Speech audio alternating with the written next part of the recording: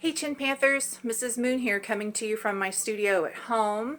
Let me see if I can say hi and turn this around real quick. Hey guys, I am not the best with cameras, so we're gonna make this work here. I don't know how to switch back and forth in between the screens, so hope you guys have enjoyed your spring break and done something fun and creative.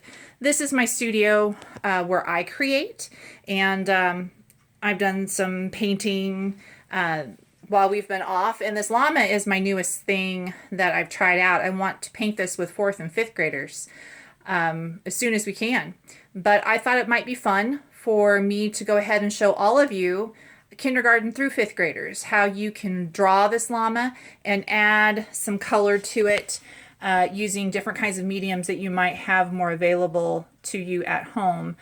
I'm not really set up to do this here like I am in my classroom with the dot camera and all of that. So I've set up this contraption, and we're going to make this work. So bear with me, and I'm going to show you how to draw a llama. Get a pencil and some paper, maybe some crayons and some markers, and we'll be ready to go. All right, I'm back. So here is the llama that I did on paper with crayon. You could also use markers, colored pencils, anything with color will work. But this is where we're headed. Couple of quick things. You need a piece of paper. Printer paper from your computer works great. Notebook paper is fine. Just anything that you can draw on. And then I've got some crayons, and we'll talk about that in just a moment, about color and what you can do there. So first thing I'm going to do is draw the llama, and it's pretty simple to do. So just follow along with me like you do when we're at school. So we're going to start by folding our paper so that I can give you some better references when we draw. Your paper should be vertically oriented, or I think we call this portrait style. And I'm going to fold it left to right to get a midline down the middle, so we don't have to do any measuring. Open it back up and then fold it from top to bottom so we can get a horizontal midline, and then we can get started drawing. So with your pencil, I'm going to start right in the center, right where my two midlines cross, and I want you basically just to draw a heart. A circle is fine, an oval is fine. I think the heart's kind of cute. Hopefully you can see this with my pencil. And then I'm going to draw a line that comes down from my heart. And then we're going to swing out to the left. Try to kind of keep it close in line with the heart, and then to the right, as even as you can. It doesn't have to be perfect. And then I'm going to go up by the top of the heart and come out and around to kind of meet where those two lines are, and then do it again on the right. And then I'm going to draw one curved line that connects those two. So we've just made the llama's nose and mouth, kind of that snout area that mammals have. So for the eyes, I'm going to kind of visually measure up from that heart and draw a curved line. And then try to match it on the bottom. Keep it pointy here and match out like this. If you can do a football shape, that would be great. An oval would work just fine. You don't have to get these points on here. I'm going to try to kind of line it up there and make this as close to the same shape as I can. Pause where you need to so that you can erase and get caught up. I'm going to give it a little flick here. Llamas have beautiful eyelashes. Then from the eye, from the outside of the eye, I'm going to draw a curved line that goes up on each side. Our llama is symmetrical, so whatever I do on the left, I'm going to do it on the right. Now for his ear, I'm going to draw another curved line that goes straight up towards the top of my paper. Both sides, mirror image, symmetry. And then I'm going to come down, kind of make a bump at the end, or you can just make a regular curve like that, and then connect them. So here's the top of the head. Then I'm going to come back here on the bottom part of the eye, kind of in line where I started here, and just make a zigzag. Big, little, shaggy looking because this is your llama's fur. They have a long neck. And that's it. There's your llama. The rest of this is going to come from all of the color that you're going to add to it. So as I said earlier, you can use markers, you can use crayons. I actually prefer crayon. A lot of people don't like crayons. I've heard a lot of people say that. I do, because there's so many varieties of color and I love the texture of crayon. Marker, again, would work just fine. As a matter of fact, you can use both, which is what I actually prefer to do because it gives you different kinds of textures. Those eyes are pretty shiny. So I'm going to start with my black marker.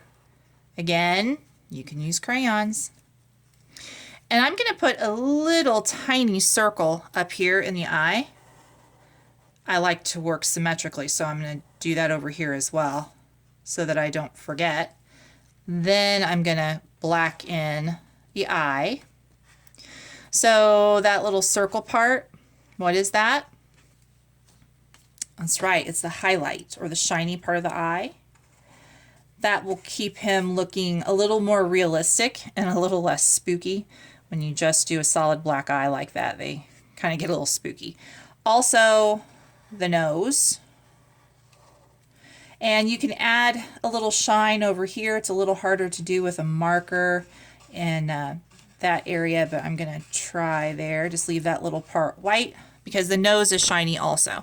I'm also going to trace these lines in the mouth, but that's it. I don't want to trace anything else, which is a little different than what we usually do in art. But since we really want to get the texture of this llama, I'm not going to trace the outside. Markers tend to make things look a little more cartoony, I think. And unless you use a lot of line work, and I'm going to let the crayons do the work for me. So let's talk about color. If you need to pause, go ahead and do that. So the llama that I painted is all done in tones, grayscale.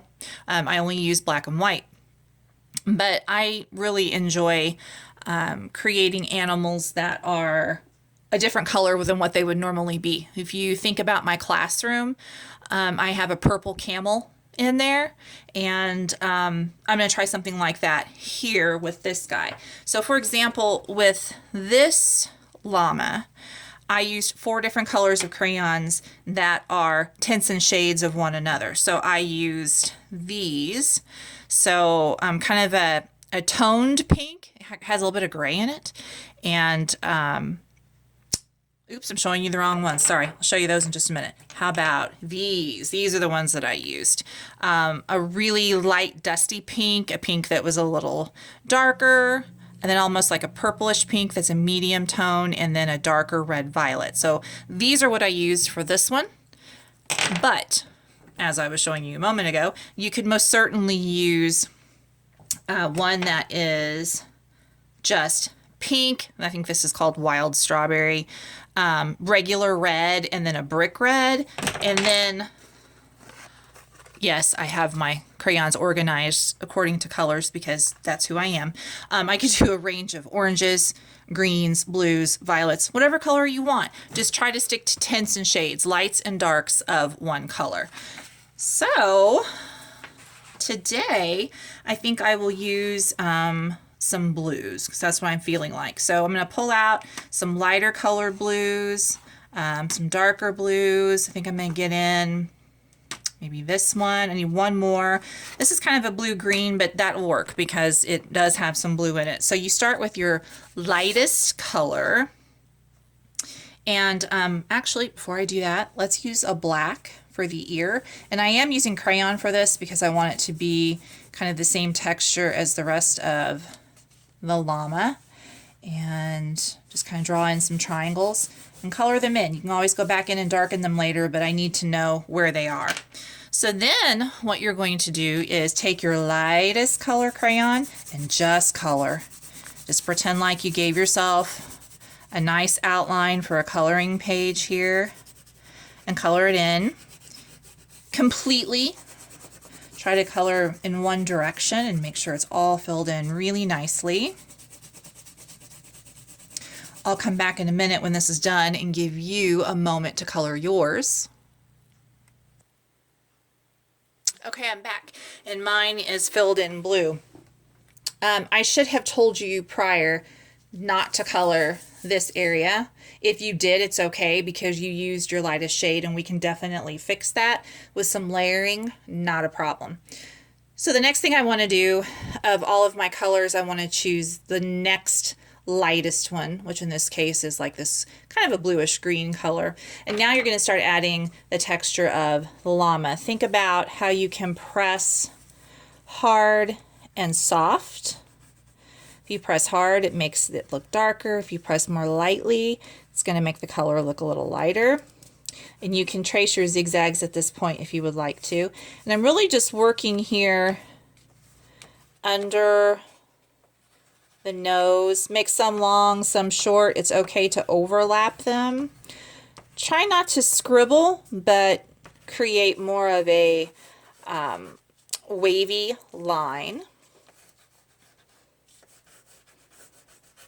And when you go up into the ears, of course, keep them a little bit shorter.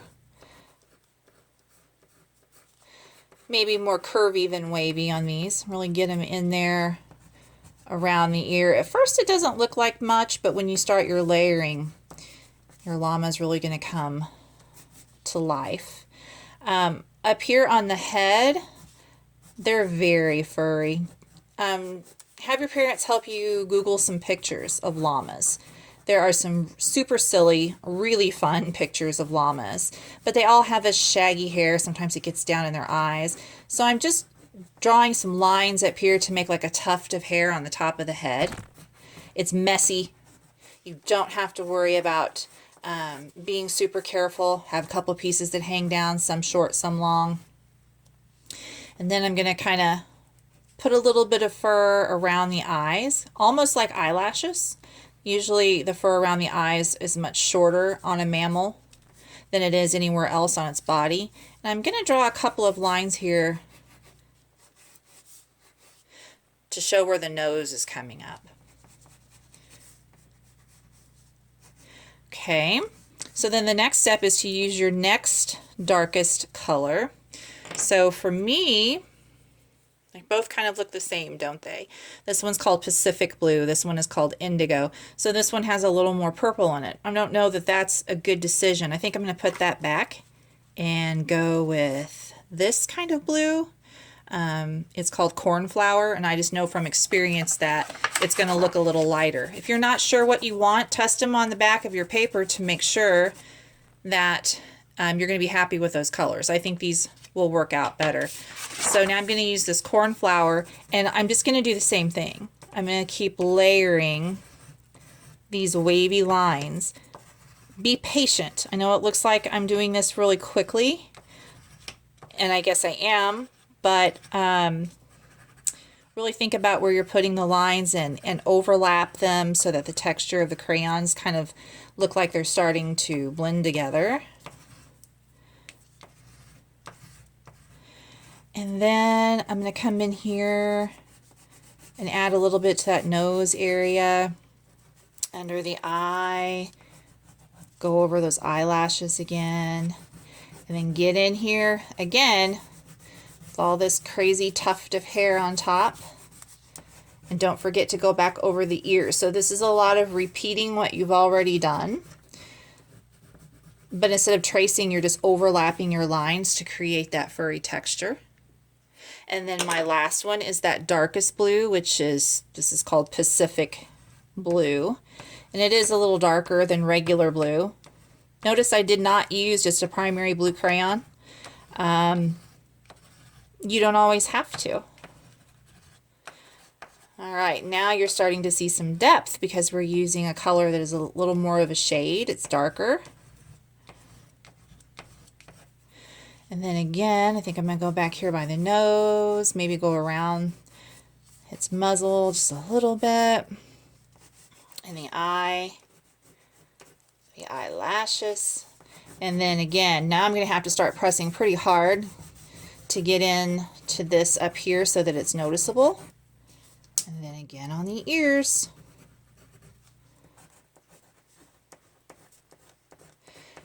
I wish I could see your llamas. If you can have your mom and dad post them somewhere, like on Facebook, like on my Facebook page for Chin, the Chin Art Room page. I'd love to see them because I know they're going to be amazing and they're going to have a lot of personality.